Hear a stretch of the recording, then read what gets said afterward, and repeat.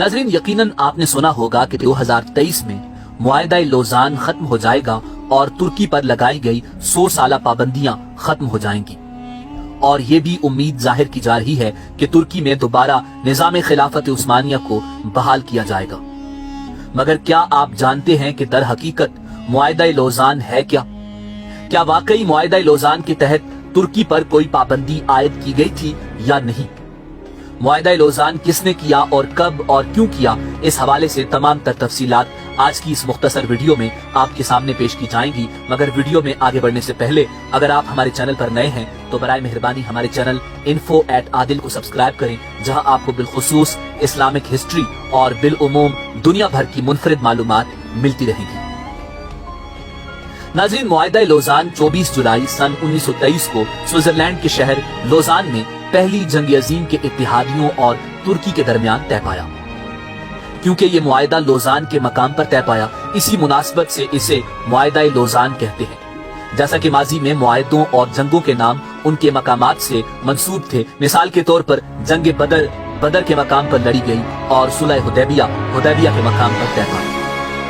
नाज़रीन, आपको ये जानकर हैरत होगी कि मुआहिदा लोज़ान वो मुआहिदा है जिसके तहत पहली दफा जमहूरिया तुर्की को आलमी सतह पर बतौर आजाद रियासत तस्लीम किया गया। बुनियादी तौर पर यह मुआहिदा तुर्की और फ्रांस के दरमियान हुआ, मगर एक फरीक तुर्की और दूसरी तरफ सल्तनत बरतानिया, जिसे ब्रिटिश एम्पायर कहा जाता था, फ्रांस, इटली, जापान, यूनान और रोमानिया शामिल थे।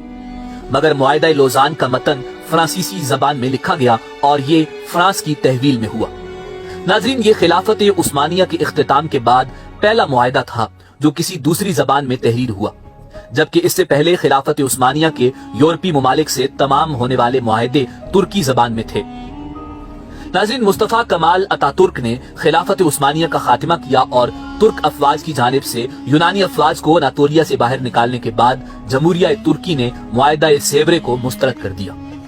20 अक्टूबर सन 1922 को अमन कॉन्फ्रेंस का दोबारा आगाज हुआ और तवील बहसो मुबाहिसे के बाद एक मरतबा फिर 4 फरवरी 2023 को तुर्की की मुखालिफत के बायस मुतासर हुई।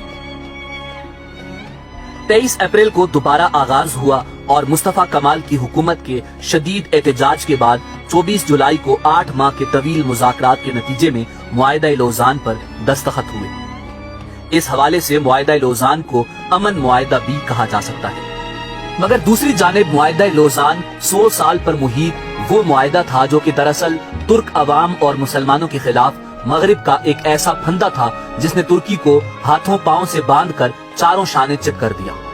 2023 में ये मुआहिदा अपनी मुद्दत पूरी करके गैर मुअस्सर हो जाएगा।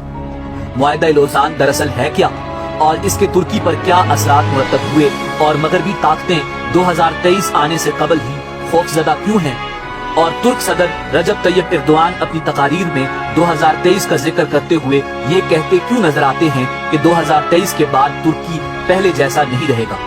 ये सवालात अपने अंदर निहायत दिलचस्प मालूमात और तारीख रखते हैं। नाज़रीन, मुआहिदा लोज़ान जंग अजीम अव्वल की फातेह कुव्वतों के दरमियान तय पाया। उस वक्त सूरत हाल ये थी कि फातेह कुव्वतें तुर्की के बड़े हिस्सों पर काबिज हो चुकी थी।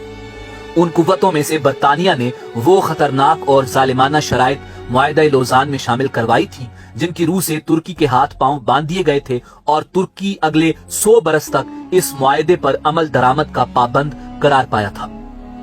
नंबर 1, मुआहिदा लोज़ान की रूह से खिलाफत उस्मानिया खत्म और सुल्तान को उनके खानदान समेत तुर्की से जिलावतन कर दिया गया था। नंबर 2, खिलाफत की तमाम ममलूकात जब्त कर ली गई थी जिनमें सुल्तान की जाती इमलाक भी शामिल थी। नंबर 3, तुर्की को एक सेकुलर स्टेट करार देते हुए दीन इस्लाम और खिलाफत से इसके ताल्लुक को खत्म कर दिया गया था। यहाँ तक कि अरबी जबान पर पाबंदी आयद कर दी गई थी और तुर्की में अरबी जबान में आजान देने पर भी मुकम्मल पाबंदी आयद कर दी गई थी। नंबर 4, तुर्की पेट्रोल के लिए न अपनी सरजमीन पर और न ही कहीं और ड्रिलिंग कर सकेगा और अपनी जरूरत का सारा पेट्रोल इंपोर्ट करने का पाबंद होगा। बास्फोरस आलमी समंदर शुमार होगा और तुर्की यहाँ से गुजरने वाले किसी बहरी जहाज से किसी किस्म का कोई टैक्स वसूल नहीं कर सकेगा। नाज़रीन, वाज़ेह रहे कि बास्फोरस की समंदरी खाड़ी बहरे अस्वद, बहरे मरमरा और बहरे मुतवस्सत का लिंक है और इसकी अहमियत